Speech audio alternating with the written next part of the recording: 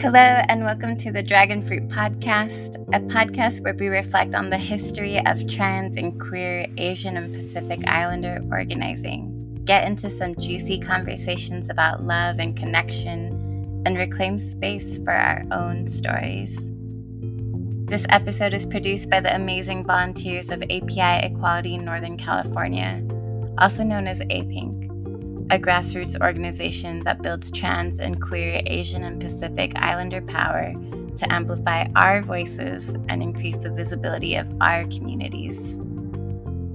My name is Hi, my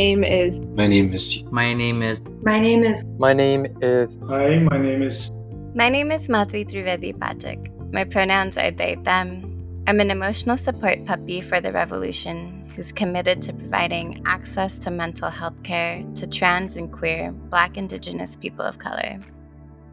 I'm grateful to be here today and uplift the narratives of healing and accountability that happen on the individual, interpersonal, and institutional level. These stories expand imagination, extend beyond generations, and offer gems of wisdom and experience.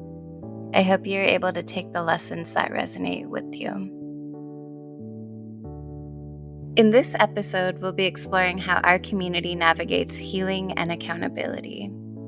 Some questions we're musing over include: what are some of the things trans and queer API people are healing from? And what does that look like? What does accountability look like, and who do we hold ourselves accountable to? For this podcast, we ask community members about their understanding of healing and the lessons they've learned. As we discuss healing, we also discuss affliction. A content note I want to share is that this episode does include mentions of violence and transphobia. I'll make another mention right before so you can skip ahead if you'd like. Take care of yourself while listening and know you can always come back to this.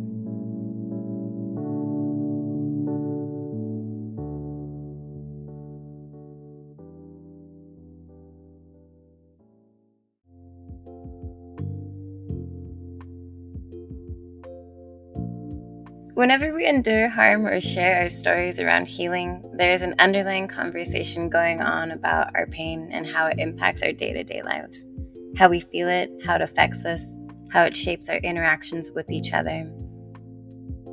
Although talking about healing or coping practices may feel abstract, the consequences are real. An absence of healing may exacerbate our suffering and isolation. In this next conversation, community organizer Yuan Wing touches on how our communities can help us recontextualize harm and see it as something outside of obligated suffering. Through these collective moments, we can come to understand our own individual experiences. I think that when I think about the bigger question about healing and accountability, it's a little hard for me to think about that without just also thinking about my personal experience with isolation and the things that make it necessary to find healing. I think that for me, and I know for a lot of people, feeling really, really unwelcomed in a lot of spaces and a lot of relationships, and definitely not welcome to be my full self, changed the way that I thought about the world. And I think when I showed up, changed the way that I changed what I expected of other people or spaces that I was in. And when I showed up to APINC and Sammy and Emlyn, who were staff members at the time, were like, "What do you want help with this week?" I was like, "What do you mean? What do I want help with?" I was thought I've just been so used to doing this thing on my own. Or when we were in a workshop about one of our tools and practices called Radical Welcome, which is a way that we practice justice and care and healing at an interpersonal level. And I shared an experience of being not welcomed in an organizing space, and people were so angry and upset on my behalf and were like, "That should never have happened." I was like, "Oh, really?" My expectations and the way that I thought about the world had totally changed. And yeah, and so I guess I want to echo what Jasmine said around when so many people, just speaking for myself and a lot of people that I know, when a lot of folks show up to APINC having been isolated from spaces and relationships and resources that people need to feel held and cared for. Providing a safe container where we do our best to fully see each other and hold each other, and I think it makes so much of the hard stuff possible. And I'm just reflecting on that for myself too. Yeah. For Ewan and many others, meaningful relationships and a sense of community are how we heal our wounds. We need people to validate, care for, and understand us. This makes it possible for transformation to happen. Regardless of the intentions and visions that we bring into our community spaces, it's our wounds that can affect our engagement with others and our movement work, even when we don't want it to. You've heard them previously featured in episode 1, the fantastic pair of trans advocates, Tita Ida and Jojo Tai, are back again as they add some nuance when sharing about their experiences of healing in order to better show up for their peers. When I was younger, I always thought the healing process was always like a straight line up. But now, as I'm older, I'm like, nah, it's not linear. You have your ups and downs, your wavy lines, your jagged edges, just straight up squiggles across the paper. And yeah, I mean, I think, we're often told that healing can only look one way, but honestly, it's really unique to each our own. What I do to take care of myself and heal is totally different. What you do, Dorothy, to what you do, Tita, and the other folks in the community. And yeah, it's important because I don't want to see anyone burnt out. After reminding Tita often to take a seat, drink some water, you know, like I got this. You could step back for a little bit.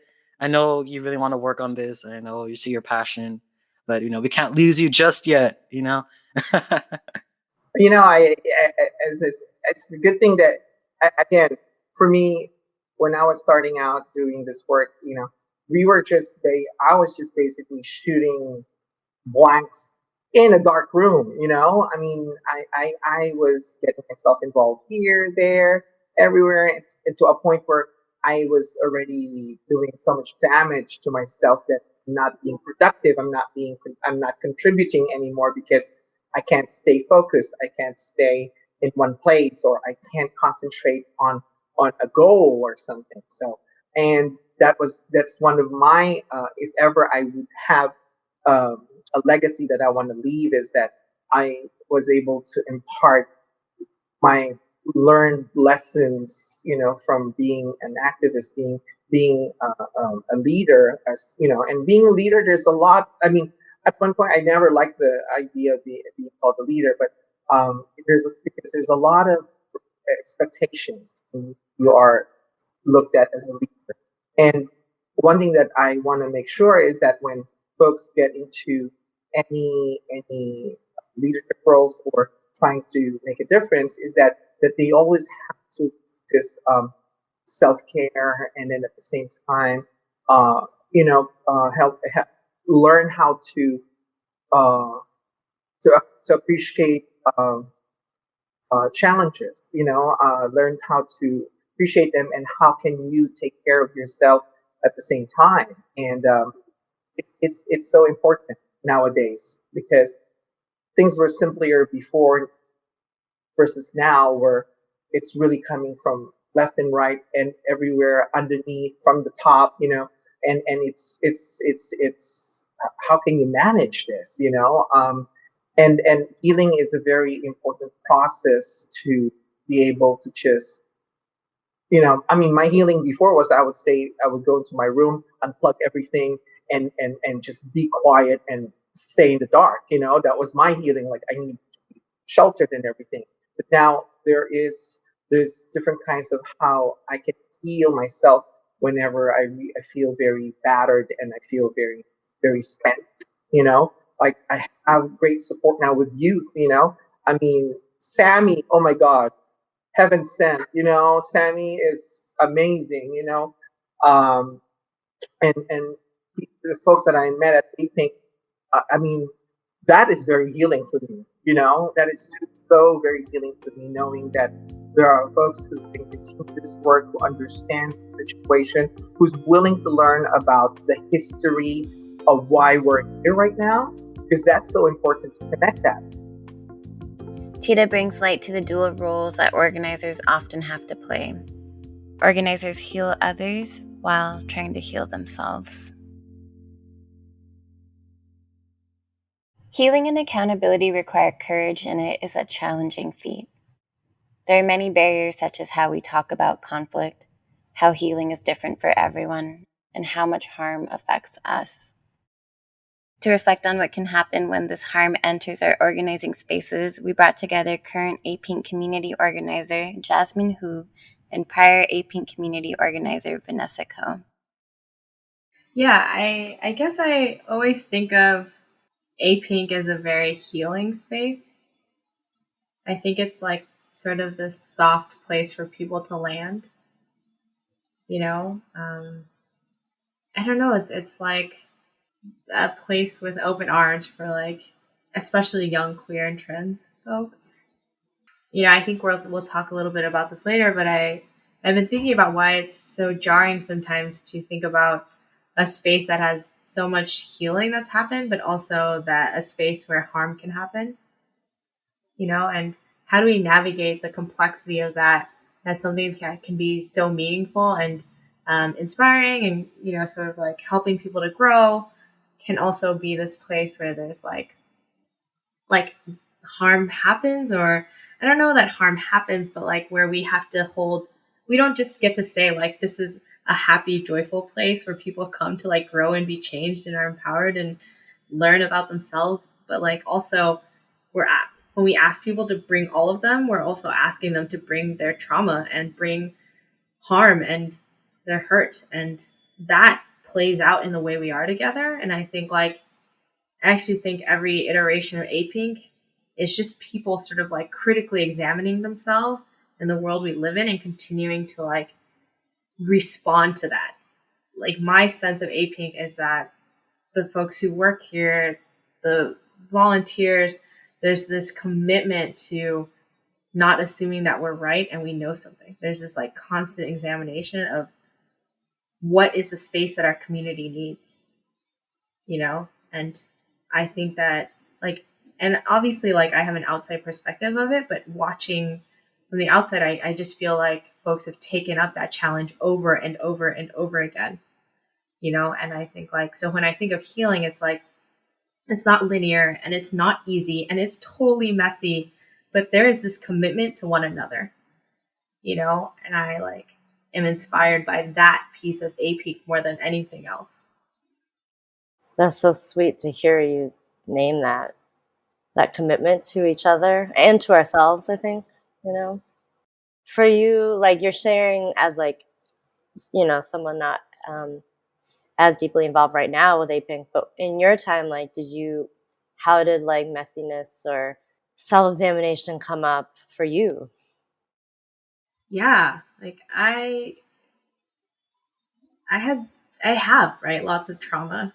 And we're like put in these positions where, you know, we are coming into contact with like across this country, right? Going to conferences, doing workshops, trainings, and like also like gathering with people. And there's a level of intimacy in our community that I don't think exists in other kinds of work, you know, right? And like I consider myself in a lot of ways removed and isolated in that like I don't know that I made a lot of like intensely close friends through my work at A-Pink, but I feel like I had a lot of, you know, like I remember going to parties with people that we do workshops for, and like there's a level of like we are sort of living out our unconscious trauma in a lot of ways as a young person. And I think like there was navigating that, you know, and I think that like part of holding space for like young people who are in that too, you know, like, and knowing that I don't think that I like ever said like, hey, you know, like I have this huge skill set and bring your trauma and like, like you're gonna come out of this, trauma free. I don't think that was a conversation, but I do feel like there was a desire to want to make space for it. So maybe there's that. I don't know. Like when you ask that question, I think that there was a lot of learning for myself, like my own shit. And yeah. Vanessa Coe brings us more language to describe often unsaid feelings of pain and betrayal that can happen in our most trusted communities. Last summer, I spoke with Hana Karayoma, a fellow Libra and library enthusiast. In our conversation, we touched upon the absence in movement spaces to actually take care of ourselves and one another. I've noticed that in movement spaces, there's fuck the state, and also let's pay attention to our individual wounds. Let's witness each other's wounds and see how those individual wounds are coming up and how they are affecting the collective movement. How the strategies can kind of be limited sometimes by all of the pain and not having places to attend to that pain. Even within movement work or in community, sometimes the vision can be yeah, we're gonna really bring down the police and we're gonna really fight to reallocate these funds. But something that can be missing is taking care of each other, taking care of ourselves, being given the tools to kind of deal with the rage as it's coming up in all of this, because it's going to come up. There's so much of it. There's so much to be angry about. There's so much that we've had to kind of quiet down or adjust to in this fucked up world. But now I'm really seeing that people are trying to speak to the legacies of historical trauma and are trying to connect dots and create this constellation of understanding each other, understanding differences.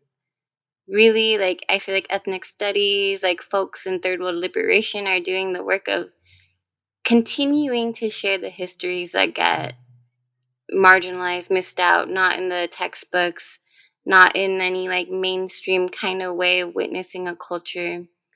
Connecting all of these histories so we actually can see each other, not just now, but in the past, all of the ways that colonialism has oppressed folks and how we can really connect together and be in solidarity. It means we really got to know our histories and not just our own, but of other people, so we can imagine futures where we're not kind of just reproducing the same white supremacist harm onto each other.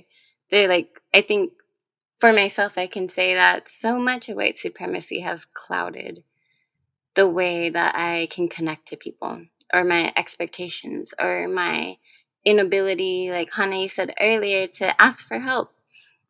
In community spaces, I'm seeing people A-Pink just had this workshop series about how to ask for help. And I attended one and it was beautiful. Man, movement work is really fuck the state, but also learn to ask for help and be okay with it and be vulnerable. And I think that's beautiful. Something really powerful that Hana and I shared is how the legacy of colonialism has undermined the ways we connect with one another. Our anger living under a white supremacist state is justified. It may even fuel our energy to organize and strategize with each other. When what lies under our anger is pain, where is there room for our healing? And how do we tend to those more ancient wounds?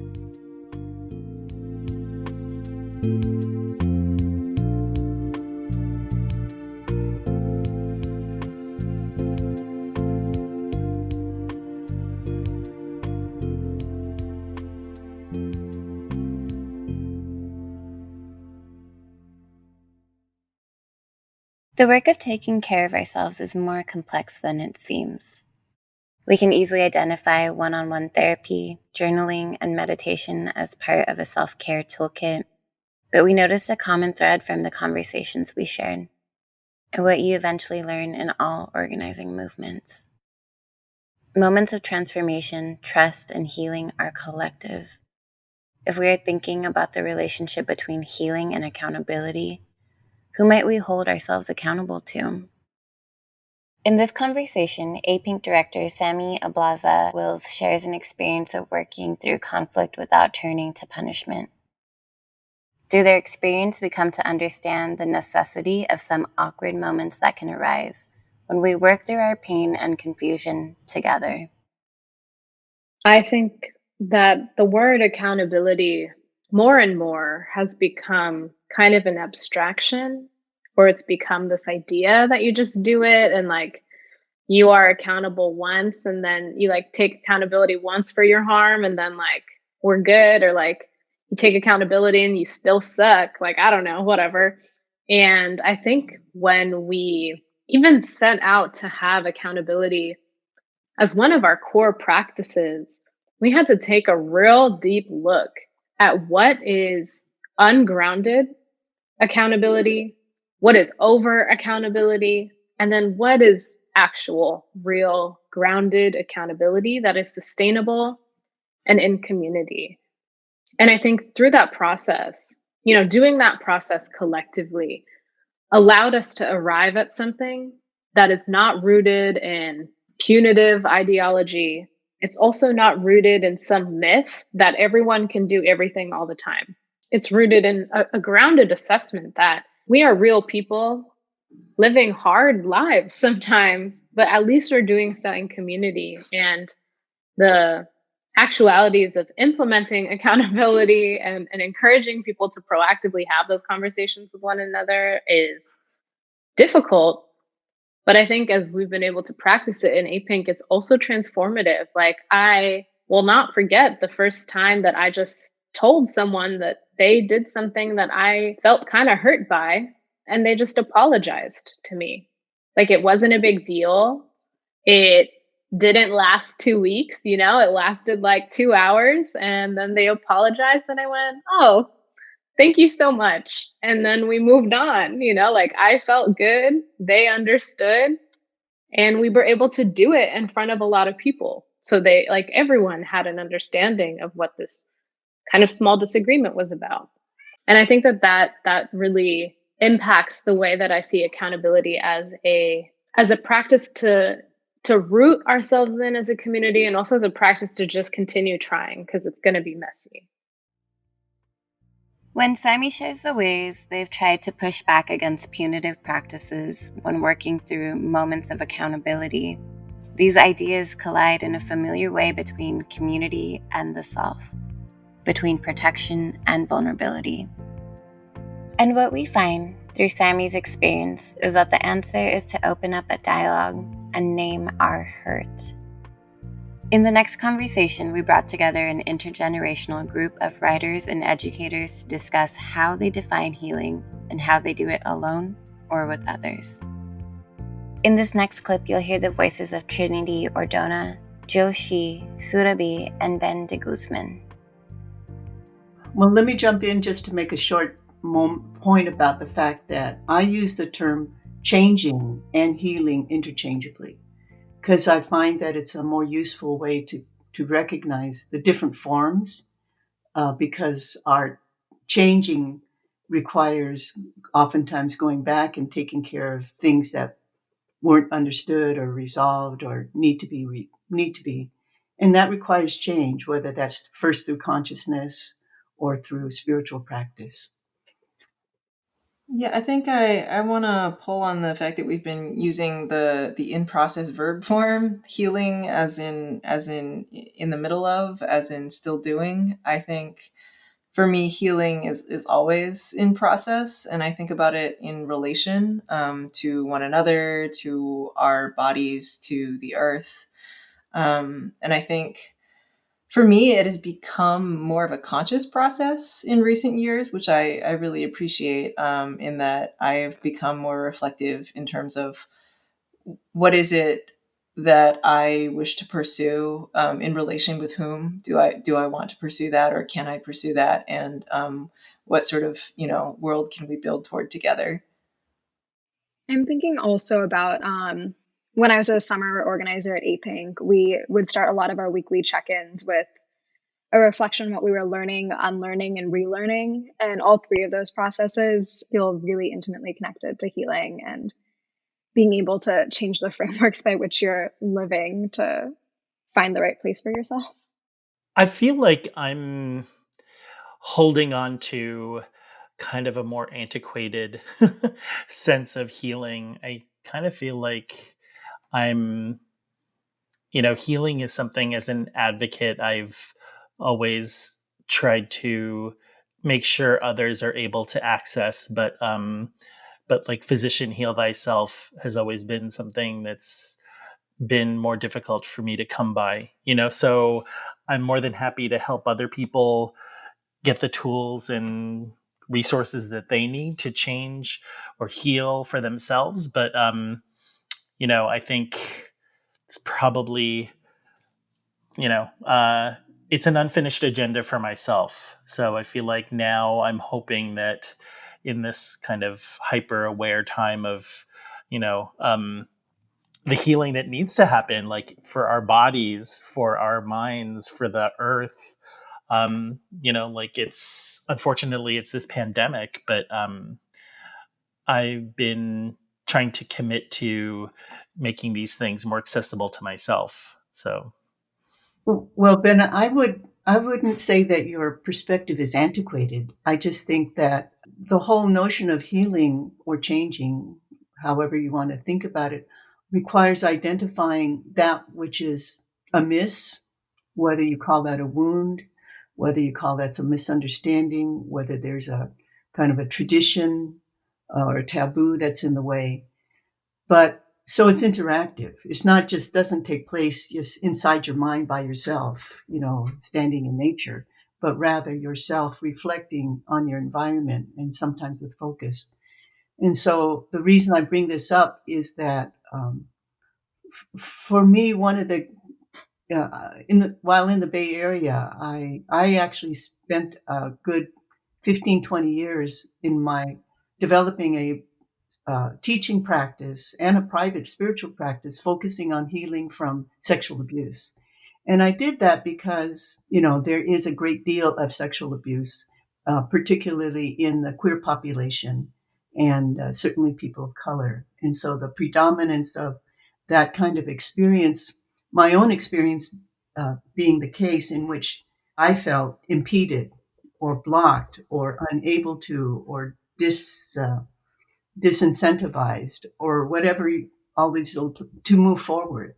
And so for me, healing was a necessary place to identify what it was that was in my way inside myself as well as outside myself. And so that's also why I also focused on, finding some way to reconcile, the homophobia in my family and in the broader community that prevented me from being out and being accepted as I was, and finding that identifying that issue and tackling it and calling for transformation and understanding was a healing event that as a community we all participated in. So that's why I also wanted to say that our actual practice has been very multi-leveled and multidimensional. And so I think that's also one of the reasons why our community is the hub that it is, because it's not only a good place to be, but it's a safe place to heal and to transform and to move forward. thank you, Trinity. I just feel very unnuanced, or sort of I feel like my thoughts and feelings about these things are very still caught up in binaries and caught up in these things that we're kind of training ourselves to dismantle now, so and I've never been terribly introspective either. So yeah. Anyway, I appreciate the discussion here because it's forcing me to think about things differently.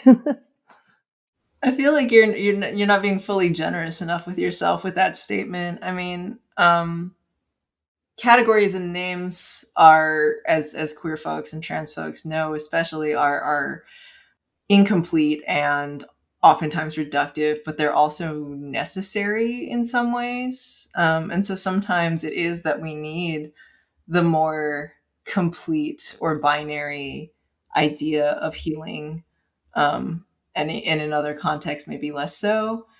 I think about this as somebody who has had who's experienced chronic illness for the last decade of my life or so, and it's an ongoing journey, I think, to figure out what healing looks like in that context. To at some point have realized that the restoration to what was a fortunately, very healthy childhood is not coming back. And in some ways, I hold the idea of healing as always in process, as always in relation in my head. But in others, I do need a way to sort of go past the initial damage and the initial wounding of that experience, right? So I think in the messiness of everything, it's a both and, right? That sometimes we need the sort of more complete idea of maybe a scar as the metaphor, as the wound is not gone, but it is also no longer open. And sometimes it is just a constant process of restoration. Trinity, Joe, Surabi, and Ben highlight how healing is a practice, an ongoing process, not a destination. Most importantly, healing happens in community, not isolation. It is in these spaces where some of our most complex and suppressed feelings, like fear or fury, can be resolved. Cecilia Cheng, a San Francisco-based trans woman and longtime community advocate, describes what it means to her to realize the weight of her anger and how she's learned to transform it into her activism. This next clip includes mentions of violence and transphobia. Feel free to skip for your listening comfort. That was also the first time I realized that when I have this rage, instead of trying to internalize and hurt myself, I could do something different. I could participate in organized action to demonstrate solidarities and to really have different venues to express it. And that paved the way for my activism, I think, because I've learned a new skills on how to process my anger. My activism didn't come into place until later on, after I have my family back in my life. I got stabbed in 1995, and my mother came to see me in the hospital, and that's when she and I really start to reconcile, and she came back to my life, and shortly after, my entire family came back to my life. I think that because of that driving force behind me, my family support, helped me become a stronger person and helped me be more confident in my messages. And I really would like to see that no family have to reject a child. That's my dream. I think toward the end, I think that would be what I'm going to try to fight really hard for. But throughout my path, because of the sexism I experienced in my life, because of the violence that I experienced in my life, and also because of being a transgender person and having lived through all the discriminations, I knew I have a story that I need to tell, and that's what I did.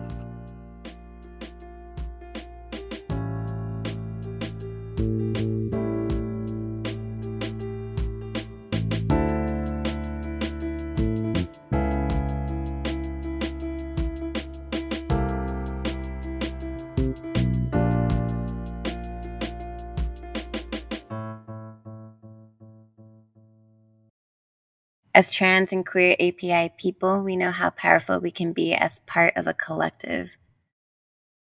Holding both humility and pride, we pay our respects to our ancestors by continuing the difficult work of healing.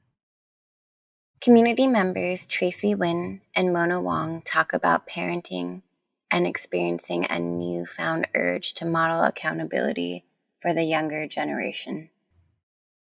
I feel like I started thinking about healing in earnest when I became a parent, because becoming a parent made me confront all the ways that I was parented. And it forced me to see the ways that how my relationship to power, authority, discipline, like punishment, like all of these things have been ingrained in me as a child, and how I was like the thing about parenting is that you either choose to replicate what has been done to you or what you have learned in your life, or you choose something different, and you have to like choose a new way of doing things that may be more aligned with your values. And that's always harder. Like it's always harder to forge a new path. um and it's been really hard, but it's like in the process of confronting and like having to like unlearn the stuff that I've been like conditioned and socialized with. I feel like that has been part of the healing. Which is not to say that I had like a horrible childhood. I did not have a horrible childhood. Like my parents are fine. I have a great relationship with them for the most part. And there's stuff that I completely blocked out of my head from how I was parented because it was not good. It was not always good. It's not what I would want for my own child. And so like, the other side of this question was like, how do you think about healing and accountability? And for me, healing requires me to be accountable to my values. It requires me to be accountable to like my life experience and how to and how I can be better and how I can learn from my own life experience and from the people around me. Um, and like, Tracy said, it is also about like healing because other people are counting on me. Like my child is counting on me not to replicate the harmful ways that I have been parented and like putting that on her, right? Um, like it's not just like a solo journey, but it like the way that how well we are, like how full our cups are, like has a direct impact on the people around us and the people who care for us and that we're responsible for. Yeah, I just want to comment on some of your parenting stuff. Like, how much I've like romanticized the idea of being a parent, having a kid myself. And a big part of what I'm scared of is like showing up like accountable to my kid. Or like just being so aware of all the shit that I have to work through. Like I'm just terrified of like what I might pass on. Like there's just a lot of anxiety and worry about bringing a kid into this world. And all that you said was very fascinating. And I'm sure you're a great parent. And also like I just can't imagine like having to be accountable to yourself so that you're accountable to like another human being. But that's like a lot of our relationships, right? Like we should be accountable to our friends, we should be accountable to our lovers and all of our relationships. And we're just not in a world where that feels like a stake. There's no like dire stake in it unless it's like a kid who you need to keep alive. um so yeah, I really appreciate like just learning from parents, because that's such a different lens that I don't understand. um yeah, and it's pretty amazing that you all can parent right now during a pandemic. I cannot imagine that. Oh my gosh. Oh my god, I don't understand how people are parenting right now, honestly. Well, Tracy, every so often Mandy and I look at each other, we're like, what the heck is happening? And then one of us will be like, well, Mandy will say to me, like, your parents survived a genocide. Yeah. like like True. this is the worst thing to have happened to us in our lifetimes. Or like to me in my lifetime. But like it's so weird to think that like our parents have been through something that I like is worse, was worse. Yeah. But I feel like what's interesting about this healing thing is like, we hear about how trauma, like intergenerational trauma is a thing. And I feel like I didn't really understand that on a personal level until I had a kid. Like, I understood it theoretically. Um, and now I feel like I have a much fuller understanding of what that intergenerational trauma looks like, or what my parents might have experienced as refugees.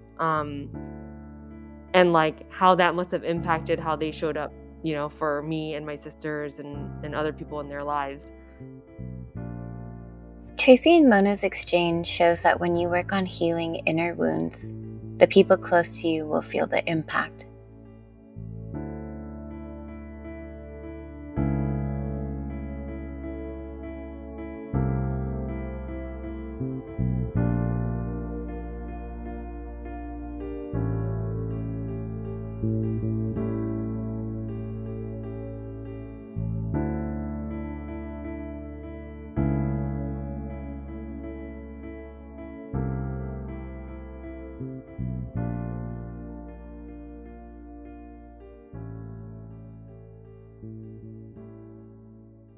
When we realize that our survival depends on each other, we learn to lead into vulnerability and trust. In this process, we are turning to people who have become our chosen families. There's no promise that it'll be easy. It's challenging and may take a long time, a really long time. We invited Leo and Leah to share how they came to terms with this ongoing cycle. Leo, they, is APINK's newest community organizer from Edison, New Jersey. And Leah is a non-binary Chinese American writer living in San Francisco. I think my relationship to healing has shifted in that I think when I started to kind of come into my gender, or like my gender journey, and kind of I had this experience of recognizing the um the transness within myself, right? That I feel like at that time my conception of healing was very limited. And I think also at that time, I felt this pressure to, because I was trans, to kind of play into a, I guess, masculine view of what healing was, which was like, you just you feel a thing and then you suck it up, or you don't speak to it, or you don't take the time to recover or address things, or do that work. And for a long time, I think I felt this pressure to not really engage with that work at all, because I felt in some way it like invalidated my gender, or my what I conceived to be like what I thought masculinity was. And I think that's shifted a lot, in that now I have realized that, healing is really central to how I exist as a trans person. I think it is what lets me kind of feel free to be myself, and to just move through life. And like when I when my perspective on this kind of shifted, I found these barriers starting to kind of break down, and just this openness that I hadn't felt in a very long time. And I think it's been a really integral part of expressing myself the way that I do now. I think I also want to kind of respond to, Willie, what you were saying about writing being healing. I have definitely found a lot of space to heal through making art, and I would consider writing to be art as well. I've had this process of reframing my relationship with music as kind of a self healing practice, and I started I started the end of last year also writing songs. And this for me was kind of entering a new space in music and allowing myself to really just one be like a beginner at this thing that I have never really done before, but also I think I gave myself space to actually like open up and acknowledge my feelings and articulate them. And even if I wasn't writing songs for anyone in particular, like I was writing them to myself and I was giving myself space to speak to all of these things that I had experienced. I think that has been super powerful. And when I have shared things that I wrote, it has been healing as well to like kind of really what you're saying as well, to have somebody else witness that and to empathize and to kind of share that moment or share that creation. So yeah, I think that healing is now very central to how I move about the world. I think I really relate to what Leo said about sort of realizing that healing has to be sort of a central part of the way that I move through the world. I think that before, I don't think I was necessarily thinking about this in terms of healing, but I always thought that okay, at some point I'll just be like not anxious anymore and like normal and like happy, and then that will be when everything is fine and I'll like have a lot of friends that I like and a partner, and maybe we'll have babies and a bunch of cats. And I think that sort of over the past couple of years, I've started to think about it differently, and I think that a lot of that had to do with, I think like in my early 20s, sort of just developing some like chronic health issues and realizing that the things that I had planned for myself might not be exactly what I thought they were going to be. And that sort of that process of healing was going to be like an ongoing thing, probably for the rest of my life. And I think that's how it is for most people. And with a lot of a lot of different things. And sort of just integrating that into the way that I do things has been really important. And I'm pretty antisocial, so I hate admitting to this, but I feel like relationships with other people have been really important in community. Yeah, I remember like the first time I heard somebody say that like relationships are important to like organizing and also to like things like healing. I think it was like somebody at A Pink, and I was like, oh my god, that's horrible. No. But I've reluctantly realized that sort of we need each other to heal. The way a person navigates harm in a community context will tell you a lot about how their values inform their relationships. Whether that looks like healing in community or needing to be healed from community. In the context of settler U.S. culture that worships prisons and policing, we are taught early that justice equals punishment, and that wrongdoers are malicious and deserving of exile. Through our experiences as trans and queer API people, we commit to healing ourselves and each other, because it is in community that we build power and find strength. We know that it's only together that we will make it to a collective, liberated future. In this episode, we wrestled with healing from the personal to the collective levels.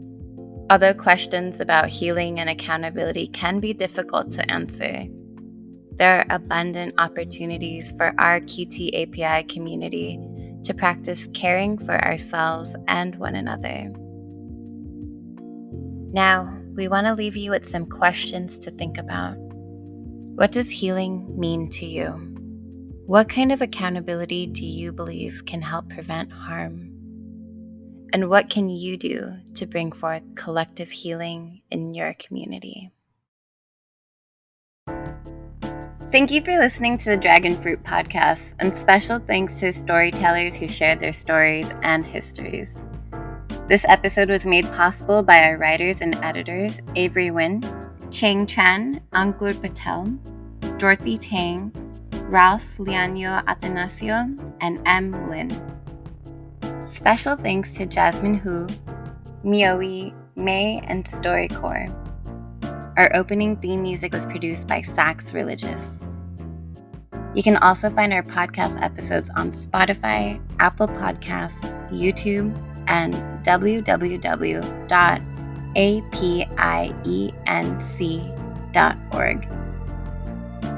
We hope that you've enjoyed this season of the Dragon Fruit Podcast. See you next time.